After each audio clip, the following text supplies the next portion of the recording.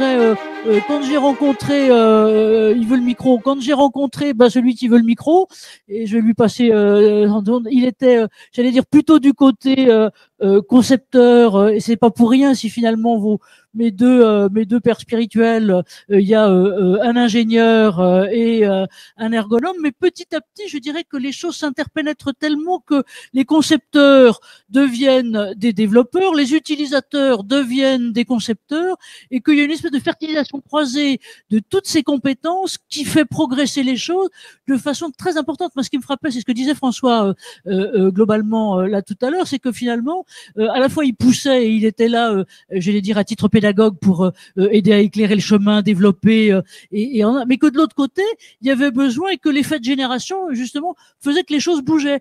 De ce côté-là, viens par là, prends mon truc là. Il faut vraiment rebondir là-dessus parce que c'est un point important, cette fertilisation croisée comme tu disais. On a des chercheurs qui vont concevoir des choses. Et puis, on a maintenant vraiment les utilisateurs. Et dans l'exemple que l'on a avec François sur l'élevage laitier, c'est vraiment ça. C'est-à-dire que nous, on a proposé un produit qu'on avait dans notre gamme, le produit de chez Scolex, pour le travail bras levé. Et puis, tout de suite, François, il a dit, ouais, c'est bien, mais quand je vais chez des éleveurs, ils me disent, on n'a pas les bras aussi hauts que ça, quoi. Nous, quand on vient poser la griffe sur le pied de la vache, on a les bras plutôt à ce niveau-là. Et ton système, il marche pas là. Et donc nous, on a fait notre travail d'intégrateur.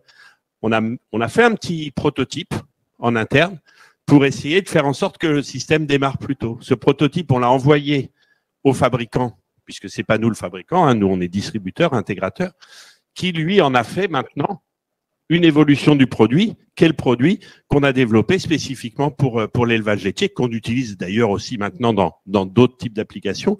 Mais on était parti chez Naval avec des gens qui font du soudage de coques de bateau, les bras très hauts, quoi. Et là, on est sur des applications. Et c'est ça, cette fertilisation croisée. C'est-à-dire qu'il y a des petites évolutions qu'on pourrait considérer comme mineures, qui deviennent majeures parce qu'elles répondent à un besoin. Et puis en face de ça, on a des JAPais, on a des universitaires qui conçoivent, qui regardent les tissus de demain avec des moteurs intégrés, des choses auxquelles on pense pas encore, et qui nous sortiront des nouvelles solutions. Mais si on n'a pas tout ça à la fois, on vend rien, nous. Juste